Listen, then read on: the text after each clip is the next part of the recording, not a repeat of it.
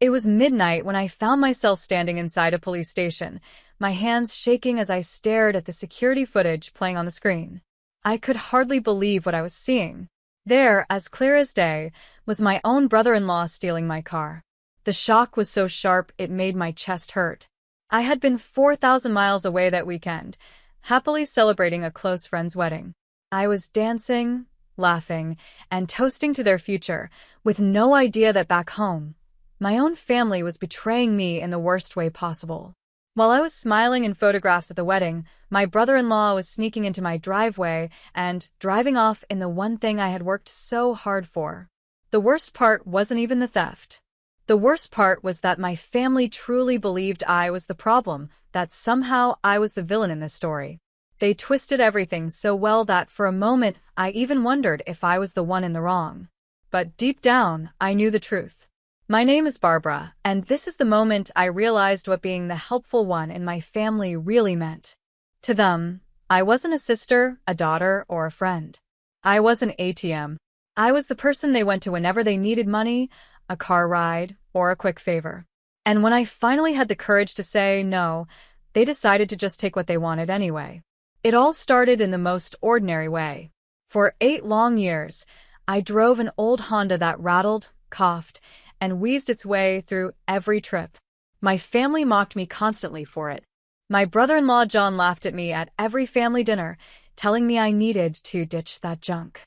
My dad would shake his head like some kind of fortune teller, predicting, "That thing's going to die on you one day." My sister Linda never missed a chance to giggle and remind me how embarrassing it looked. I always gave them the same answer. "I'm not getting a new car until this one completely dies." They thought I was cheap, stubborn, or clueless about money. The truth was much sweeter than they could imagine. While they rolled their eyes at me, I was quietly saving every dollar. I knew the Honda would give out one day, and when it did, I'd be ready. One evening, that day finally came. On my way home from work, the engine let out a dramatic puff of smoke, and the car shuddered to a stop. I pulled over, watching a gray cloud rise into the sky, and instead of despair, I felt free. This wasn't a disaster. It was an opportunity. Finally, I could step into something new, something I had worked for and earned without anyone's help. But in my family's eyes, my success wasn't mine to keep. My mom works part-time at the grocery store.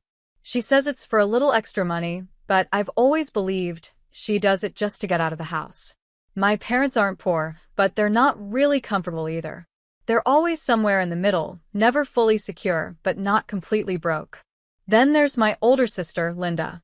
She's 35, married to John, who works in construction. John only takes jobs when he feels like it, so their income is never steady.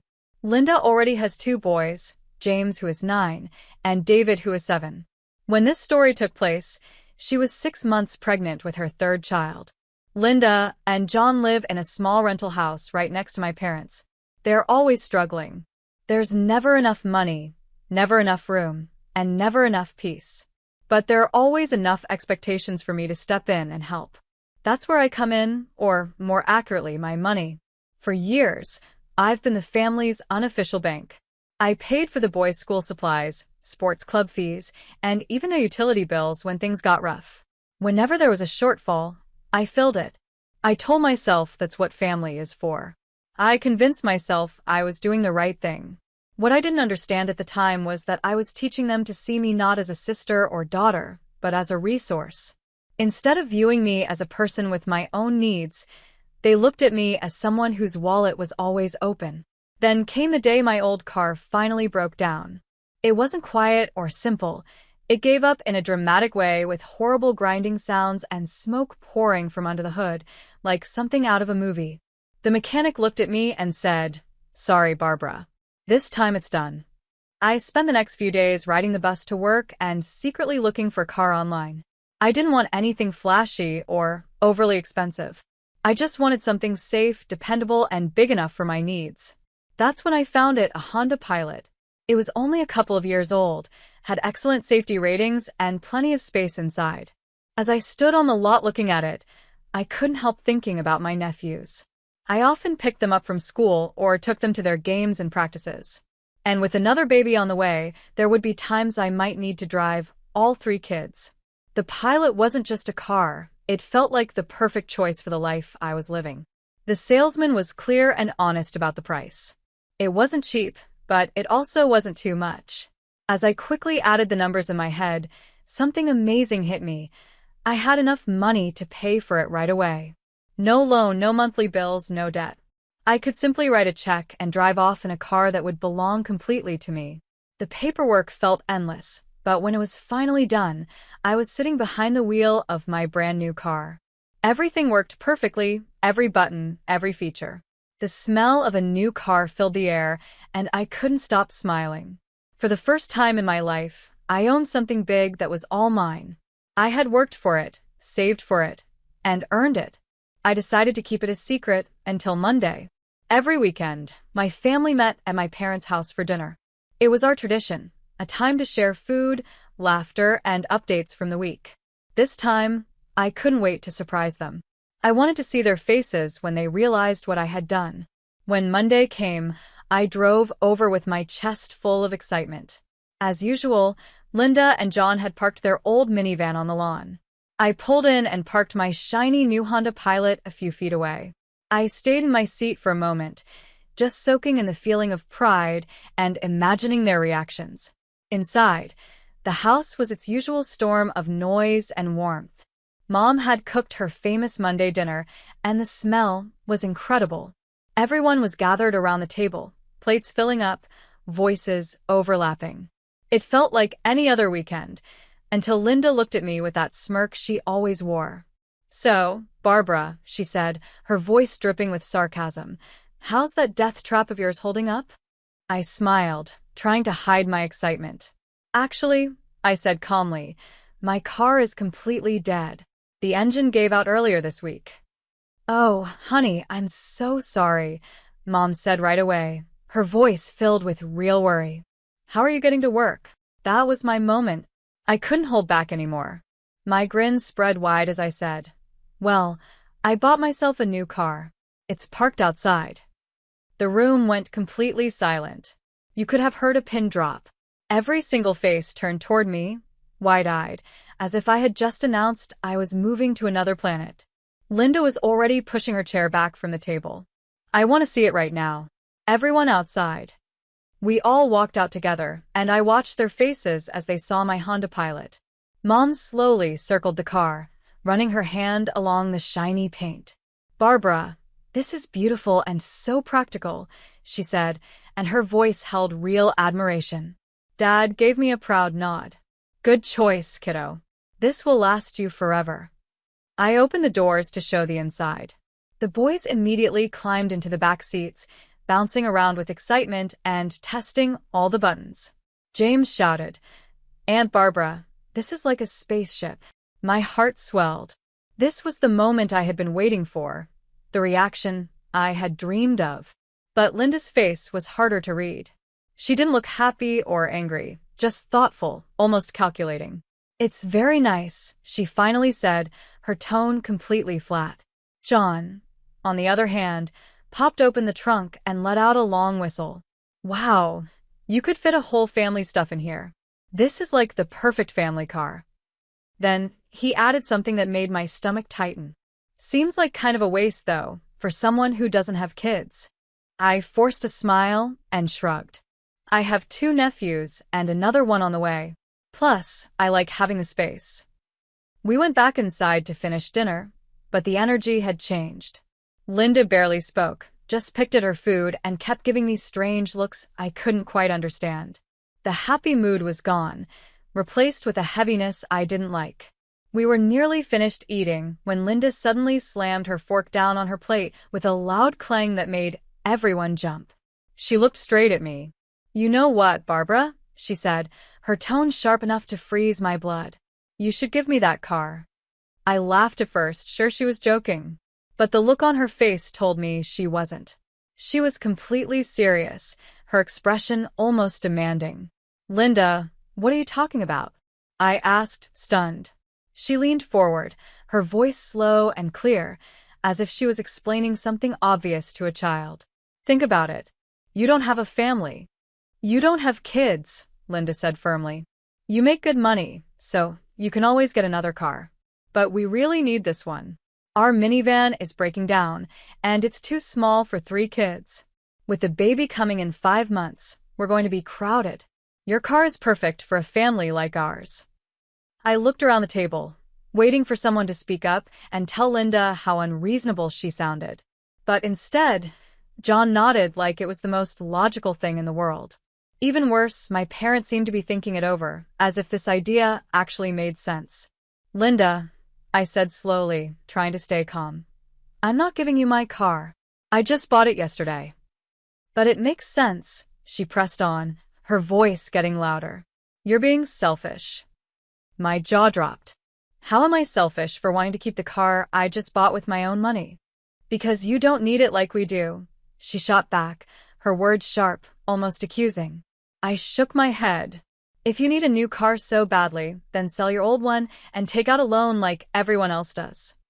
Linda's eyes instantly filled with tears, the same kind of tears that had always won her sympathy growing up. I can't believe you're acting like this. We're your family. Something inside me finally broke. I help you all the time, I snapped. I pay for the boys' school supplies, their sports fees, even your utility bills. I've been covering everything for years. So don't you dare call me selfish. That's different, Mom said softly, and her words cut deeper than anything Linda had said. I felt like I'd been slapped. This would really help Linda and John out, she continued. She has a point. She needs it more than you do. Then Dad added, as if his word ended the discussion. You're single. You can afford to get another one. I just sat there, stunned. It felt like I had stepped into an alternate reality. My entire family was telling me that I should hand over my brand new car to my sister simply because she had kids and I didn't. This was the car I had worked for, saved for, and dreamed about for years. I stood up from the table, my hands shaking. I can't believe you all. I came here excited to show you something I worked hard to buy, and instead you're trying to take it away from me. Barbara, sit down, Dad said in the same firm voice he used when I was a kid. Let's talk about this reasonably. There's nothing to talk about. The answer is no.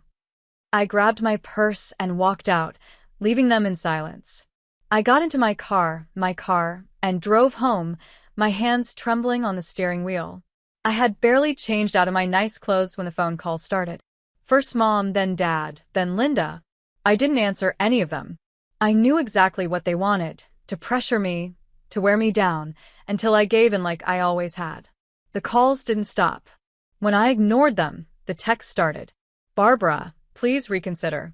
Linda really needs this car. Mom. You're hurting your pregnant sister. Think about what's best for the family. Dad. I can't believe you're being so cruel when I'm carrying your niece or nephew. Linda.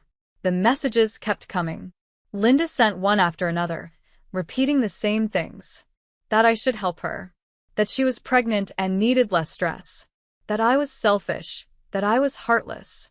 I read every word, but I didn't answer. This went on for 3 full weeks. Every day, more calls, more messages, all about family loyalty, about Linda's pregnancy, about how I should put others first. They tried to guilt me, telling me I was cruel, selfish, and uncaring.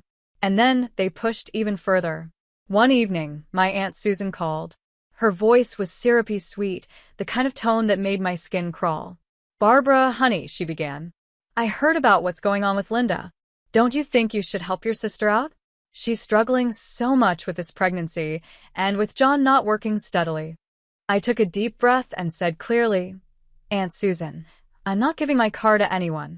I bought it with my own money, and I'm keeping it. But sweetie, she's family and she's pregnant. You know how important family is. The answer is no. I'm not changing my mind. I hung up the phone. Even my extended family was being pulled into this mess, and I was drained. Still, deep down I knew I was right. I had worked hard, saved carefully, and bought something I needed and wanted. The fact that my sister had kids didn't give her the right to take it from me. Then something wonderful happened, like a light at the end of a dark tunnel. My college friend Karen called. She was getting married in Texas and wanted me to be there. Please say you can make it, she begged. It's going to be small, but I really want you there. You were my roommate for 4 years. You have to be at my wedding." The thought of a few days away from home, away from my family's constant pressure, sounded perfect. I booked a flight for Sunday evening and planned to return Tuesday night. I would park my car in the lot next to my apartment, just like I always did when I traveled. Sunday came, and I packed a small bag, excitement building in my chest. My phone wasn't buzzing nonstop anymore, though I still got the occasional guilt-filled text. I parked my car in its usual spot, grabbed my bag, and took a taxi to the airport. The next few days were exactly what I needed. Karen's wedding was beautiful, small, and full of love. She looked stunning, and her fiancé George seemed like a truly kind man. I laughed and caught up with old college friends I hadn't seen in years. For the first time in weeks, my family drama wasn't on my mind. We spent Monday afternoon at the beach, relaxing and enjoying the sunshine. That evening the wedding ceremony took place, simple yet moving, followed by a reception where we danced and celebrated late into the night. Tuesday morning we gathered for a quiet brunch before everyone started heading home. My flight back was calm, and I felt refreshed. I told myself I was ready to face my family again. Maybe the time apart had cooled them down. Maybe they had finally realized how unreasonable they were being. I landed Tuesday night around 11 o'clock and took a taxi back to my apartment. As we pulled into the parking lot, my eyes went straight to the spot where I always parked. My car wasn't there. "Can you drive around the lot once more?" I asked the driver, my chest tightening. "I'm looking for my car." We circled the entire lot slowly, but my Honda Pilot was nowhere in sight. My brand new car, the one I'd owned for less than 4 weeks, was gone. I paid the driver and walked upstairs, my mind spinning. I knew I had to call the police, but then I remembered the building's security cameras. Maybe they could show me what happened. I hurried back downstairs and knocked on Mr. Andrews' door. He was the building owner and lived on the first floor. "Barbara, what's wrong?" he asked when he saw my pale face. "My car is missing from the parking lot. Can we check the security footage?" "Of course." "Come in," he said. He pulled up the footage on his computer. We fast-forwarded through the past few days until we reached Saturday morning, around 10 o'clock. What I saw made my blood turn to ice. There was my car, parked right where I had left it. And there was John, my sister Linda's husband, walking up to it with something in his hand. He fiddled with the door, though I couldn't see exactly what he did, and somehow got it open without setting off the alarm. Then he climbed inside and drove away.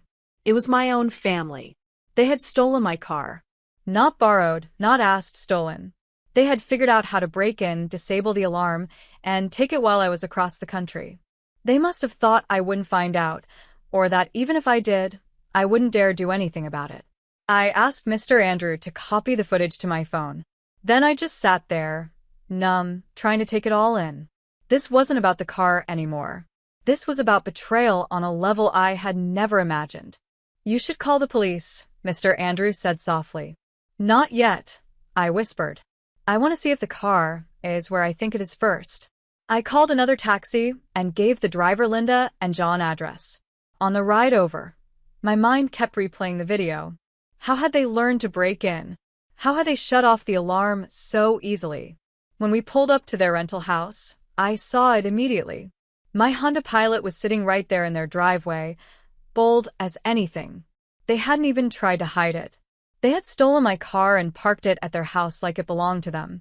I marched up to the front door and pounded on it with my fist. I was so angry I could hardly see straight. John opened the door with Linda standing right behind him.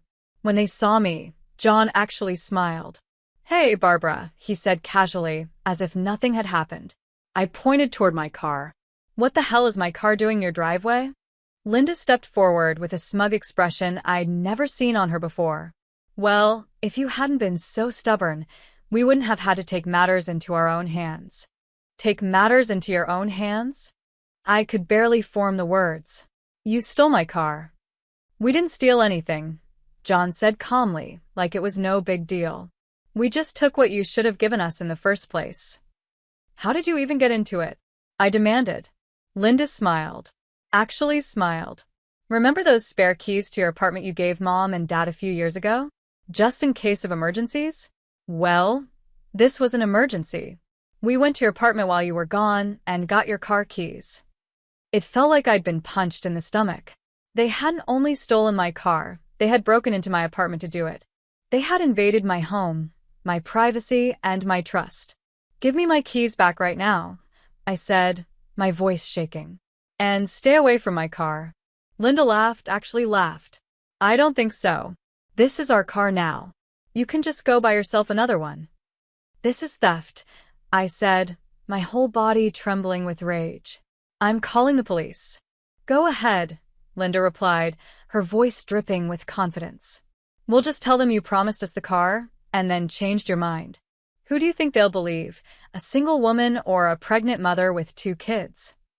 Then she slammed the door in my face. I stood there staring at that closed door, shaking with a fury so strong it nearly consumed me. They thought they could steal from me and get away with it. They thought I'd be too scared of family drama to fight back. They were wrong. I called another taxi and went straight to the police station. I was finished playing their games. At the station, I explained everything to the officer at the front desk. He led me to Detective Andrew, who listened carefully as I told him the entire story.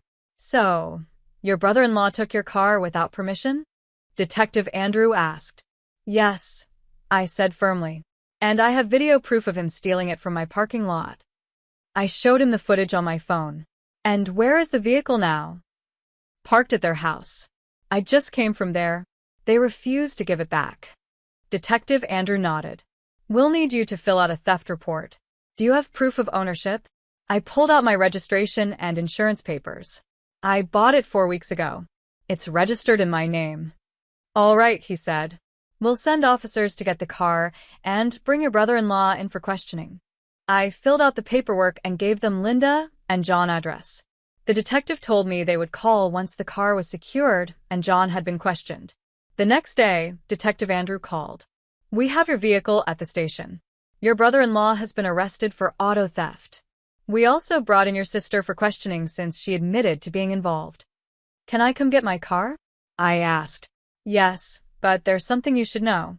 Your family is here, and they want to speak with you. When I walked into the police station, the scene was chaotic.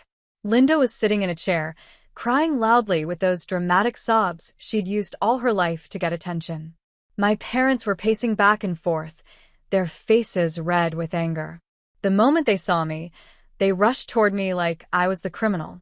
Barbara, Mom said, grabbing my arm so tightly it hurt. You have to drop these charges right now. How could you do this to your own family? Dad demanded, his voice echoing across the station. Linda looked up, mascara streaking her face like she was in some sad movie. You're a monster, she hissed. You're trying to destroy my family. I'm getting my stolen car back, I said, keeping my voice as steady as I could. He's going to jail because of you. Linda screamed so loudly that people nearby turned to look. He went to jail because he stole my car, I replied firmly. Mom burst into tears. Please, Barbara, think about the children. Think about Linda's pregnancy. You can't let John go to prison over a car, Mom begged. It's not just a car, I said firmly. It's my property and he stole it. But we're family, Dad shouted. Family doesn't send family to jail. Family doesn't steal from family either, I shot back. Detective Andrew walked over. Miss Barbara, we need to know if you want to move forward with the charges. I looked at my family. Linda was still crying loudly. My parents glared at me like I was some kind of monster. Not one of them seemed to understand that John had broken the law. And right then, something inside me shifted. I was done being their victim. You know what? I said. I'll drop the charges, but only if you all leave me alone completely. I want nothing to do with any of you ever again.